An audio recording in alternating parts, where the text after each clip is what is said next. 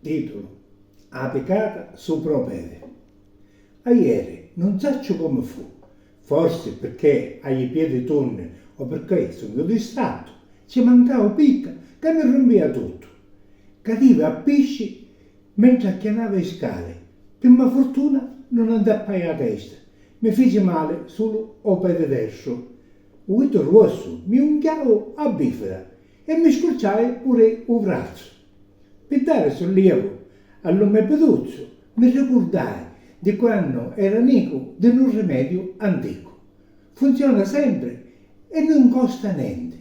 Pigliai un pugno di modica di pane fresco e ammiscai con l'aceto e un pugno di sale e ci mise tutto sopra un pezzo di unghio, come se fosse una peccata di casa. Se mi credete, ma non ho dolore. Arrinfrescai, funziona sempre. Oggi mi sento allegro e sogno dritto.